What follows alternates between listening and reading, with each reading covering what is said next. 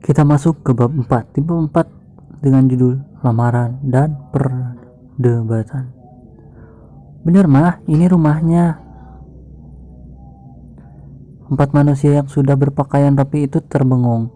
Di hadapan mereka sekarang terdapat pemandangan yang cukup jauh dari kehidupan mereka sekarang. Sebuah rumah kecil yang warna catnya bahkan memudar. Bener kok, Cindy tersadar dari bengongnya dan berjalan menuju pintu lalu mengetuknya. Tok tok tok. Assalamualaikum. Salam Cindy sembari mengintip dari jendela yang berada di samping pintu. Waalaikumsalam. Mendengar jawaban dari dalam membuat Cindy memundurkan langkahnya untuk berdiri di depan pintu. Tante. Aira tersenyum ramah pada Cindy dan menyalami tangan wanita itu.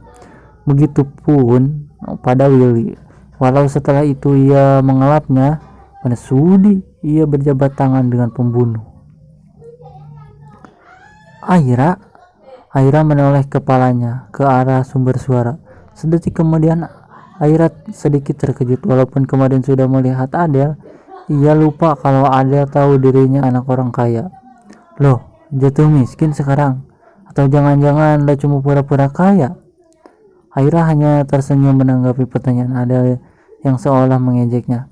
Gue pura-pura miskin, batin. Aira menjawab. Adele, nggak boleh gitu, kalian kenal?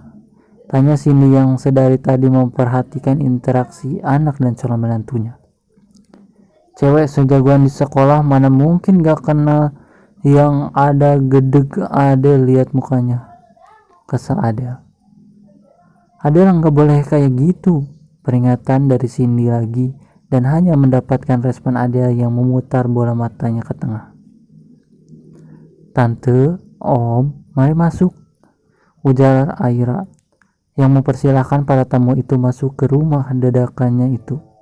Sampai lupa mempersilahkan masuk gara-gara Adele. Mereka masuk ke dalam rumah sederhana itu. Tante Cindy dan Irfan terlihat biasa saja. Hanya Adele yang terlihat tidak nyaman dan Willy yang terlihat memperhatikan seisi rumah. Willy sepertinya tidak percaya bahwa ini benar rumah anak rival kerjanya itu. Maaf semuanya, rumahnya kecil. Cindy tersenyum menanggapi ucapan Aira. Sedang yang lainnya tidak menanggapi sama sekali.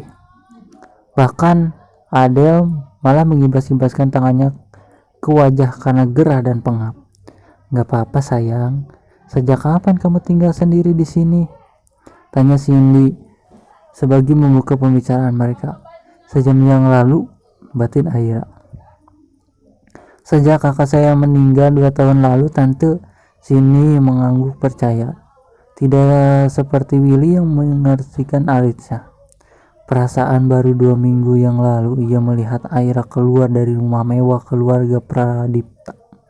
Rumah sakit Pradipta juga sekarang masih beroperasi. Sudah jelas bocah cerdik ini di hadapannya tengah membohongi keluarganya. Ma, aku nggak mau iparan sama cewek miskin ini, Ma. Rengek Adele dengan menarik tangan Cindy. Cindy tidak menghiraukan rengekan Adele. Ia lebih tertarik untuk mengobrol dengan Aira. Pembicaraan pernikahan yang akan dilakukan 2 hari lagi. Saya selaku orang tua dari Irfan ingin melamar kamu, Aryania, untuk menjadi pendamping hidup Irfan ke depannya. Apakah kamu bersedia? Willy mengucapkan itu dengan nada yang serius dan berwibawa. Berbanding terbalik dengan kelakuannya di belakang anak dan istrinya. Aira sebenarnya jijik mendengar suara itu keluar dari mulut seorang pembunuh bernama Willy itu. Tapi demi rencana yang ia susun dadakan bersama Mbak Dea tadi, Aira mengganggukan kepalanya. Setelah itu mereka melakukan pemasangan cincin seperti acara lamaran pada umumnya. Irfan sedari tadi hanya menuruti semua perkataan Cindy tanpa berucap apapun. Mau mengelak juga sudah terlambat. Ma, aku mau bicara sama Aira sebentar. Adele berdiri dari duduknya. Lo ikut gue sekarang, ucap Adele saat acara sudah selesai dan mereka tengah berbincang ringan. Lebih tepatnya hanya Cindy dan Aira Yang lain hanya menyimak atau malah sibuk sendiri. Cindy mengangguk. Aira mau tidak mau berdiri dan mengikuti Adele yang keluar dari rumah. Lo bukannya pacaran sama Jidan ya? Kok tiba-tiba jadi pacar Ervan? Tanya Adele saat Aira sudah berdiri di sampingnya. Penting banget, gue jawab. Ketus Aira. Ia dari awal memang tidak suka dengan tukang bully ini. Makanya mereka tidak pernah akur. Oh, nggak penting. Berarti nggak apa-apa dong kalau gue sebarin di sekolah kalau lo mau nikah. Ancam Adele dengan nada yang begitu menyebalkan di telinga Aira. Aira memejamkan matanya sejenak. Akan banyak penghambat rencana jika pernikahan terbongkar. Lo mau apa? Adele tersenyum miring saat Aira ternyata peka juga. Bantuin gue dapetin Galen. Gak usah mimpi deh. Gue nggak bisa. Karena sama sekali bukan saingan lo. Keina sama sekali bukan saingan lo. Aira menggelengkan kepala lalu menghela napas. Yang lain? Gue paling minat sih dapetin Galen. Tapi kalau lo nggak bisa, lo harus gabung bareng gue. Ucap Adele lalu mendekatkan wajahnya ke telinga Aira. Ngebully, bisiknya. Aira berpikir guna mempertimbangkan mana yang lebih menguntungkan dan yang terpenting tidak merugikan orang lain, terutama para sahabatnya di sekolah. Pilih yang mana? Bully, jawab Aira dengan terpaksa lalu berbalik badan dan kembali ke dalam rumah. Adele menatap kepergian Aira. Sepertinya akan menyenangkan melihat ekspresi kaget murid Trisatya saat melihat Arya, pahlawan bully yang menjadi pembuli. Adele tidak sabar akan hari itu. Sudah selesai? Tanya Cindy saat melihat Aira kembali duduk di tempatnya. Aira mengangguk. Udah tante. Arya mengambil minum yang ia siapkan tadi. Ia haus karena berbicara dengan nenek lampir itu. Minum om, tante. Mereka mengangguk. Sampai tiba-tiba ucapan dua lelaki itu mengejutkan Arya. Saya mau bicara sama kau. Arya tersedak air yang sedang ia minum saat dua pria beda generasi itu mengucapkan kalimat yang sama. Sudah bisa ditebak pasti akan ada drama lagi. Pelan-pelan Aira ingat Cindy sembari mengusap punggung Arya. Aira mencoba menetralisir rasa perih itu lalu tersenyum pada Cindy, mengisyaratkan ia tidak apa-apa. Papa sama Ervan mau bicara apa? Kenapa barengan gitu? Tanya Cindy. Kan mama udah bicara banyak sama Aira, masa aku nggak boleh? Ucap Ervan yang dibalas cengiran dari sini. Kalau papa adalah, jawab Billy, tapi masih saja Cindy memaklumi mungkin karena ingin mengenal lebih dalam sosok Aira, gadis yang akan mendampingi putra mereka ke depan. Ervan duluan pak, kalian pulang dulu, Ervan mau lama, ucap Ervan lalu menarik tangan Aira untuk mengikutinya keluar rumah, bertepatan dengan Adele yang masuk. Lo mau kemana? Tanya Adele. Ervan tidak menjawab. Ia malah terus menarik Aira menuju mobil. Untung tadi ia tidak masuk satu mobil dengan yang lain. Ervan membuka pintu bagian samping kemudian masuk.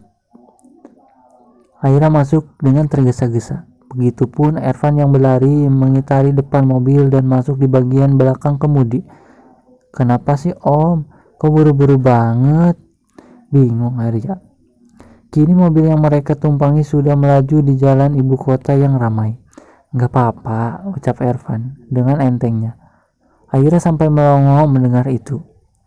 Ngapain tadi kayak dikejar setan kalau nggak ada apa-apa? Kesal Aira yang merasa tenaganya terbuang sia-sia untuk berlari dari rumah ke mobil. Daripada kamu dibawa sama kakek-kakek itu, mending saya bawa duluan lah, belas Ervan tanpa rasa bersalah. Kakek yang mana? Heran Aira, kenapa CEO ini sangat menyebalkan sih? Willy. Seketika Arya mengeburkan tawanya saat Ervan ternyata sama tidak sopannya dengan dirinya pada Willy. Kenapa ketawa? Kini Ervan yang dibuat heran. Walau Ervan akui suara tawa Arya cukup indah. Aira menghentikan tawanya. Kualat om, ngatain orang tua sendiri. Kualat itu kamu, manggil saya om terus, balas Ervan. Kan emang om, udah om mau saya panggil apa, kakek juga, tanya Aira. Kamu ya bocil udah berani ngatain orang tua, geram Ervan. Nah tuh, om ngakuin kan kalau udah tua. Tawa Aira kembali pecah saat berhasil membuat pria di sebelahnya ini kesal. Saya belum tua, Airani. Aira terdiam saat Ervan menyebut nama seperti itu. Om tahu dari mana nama saya Airani? Heran Aira. Kini Ervan yang terkekeh. Saya tahu dari Capsek tempat kamu sekolah. Ih, nggak boleh om, itu namanya melanggar privasi orang, ucap Aira sembari membuka laci dashboard. Hanya iseng aja ingin tahu isinya. Lah, suka-suka saya lah, sekolah juga punya saya, ujar Ervan membuat Aira menghentikan kegiatannya. Om pemilik sekolahnya? Ervan mengangguk. Entah ngapain ia suka ngobrol dengan bocah di sampingnya itu. Wow, berarti boleh dong Aira gratisin biayanya, canda Aira. Hanya bercanda karena nyatanya semua biaya sudah lunas di awal. Boleh asalkan jatah saya lancar. Kini Ervan yang balik mempercayai Aira. Jatah nikah aja belum, gerutu Aira. Kalau udah nikah boleh dong, kata Ervan lagi, membuat Aira kesal sendiri. Nggak boleh, dasar om sum, teriak Aira. Ervan menutup mulut Aira dengan tangan kiri, sedangkan tangan kanan fokus menyetir. Jangan teriak, nanti saya dikira macem-macemin gadis di bawah umur. Udah tahu di bawah umur, masih aja mau dimusuhin, kesal Aira sembari menggigit tangan Ervan yang berada di depan bibirnya. Ervan menggibas-gibaskan telapak tangannya yang berdenyut akibat gigitan Aira. Gila ya kamu, gigitannya sakit amat, mau tumbuh gigi ya? Tumbuh gigi, dikira saya bayi ya pak, gerutu Aira yang tidak terima dengan ejekan Ervan. Sepanjang perjalanan yang tidak tahu arah itu mereka terus berdebat tentang hal yang tidak penting sama sekali. Bahkan sampai utang negara saja mereka bahas. Bentar-bentar, tidak berfaedah. Benar-benar tidak berfaedah. Udah om, saya capek ngomong terus nih, pipi sampai kebas rasanya. Aira menyerah dari acara perdebatannya. Gadis yang Ervan sebut di bawah umur itu kini menyandarkan kepalanya di jendela dan mulai memejamkan mata. Ervan melirik pada Aira, lalu memelankan laju mobil saat mengetahui gadis itu tertidur. Memang pantas disebut anak kecil. Sekarang baru jam 8 malam dan Aira sudah tidur. Bocah banget sih, gimana Ervan saat memperhatikan wajah Aira yang baby face itu. Setelah hampir 2 jam hanya mengelilingi jalanan, sekarang Ervan menghentikan mobilnya tepat di depan rumah Aira. Ervan celingukan dan netranya sudah tidak menemukan mobil papanya, yang berarti mereka sudah pulang. Bocah, bangun woi. Ervan menggung tubuh Aira sedikit, tidak berperasaan. Aira yang merasa tidurnya terganggu mulai membuka matanya. Apaan sih om? Ervan menegakkan saat mendengar suara Aira ketika bangun tidur. Sangat menggoda. Ervan dengan cepat menenggelamkan kepalanya. Sana keluar.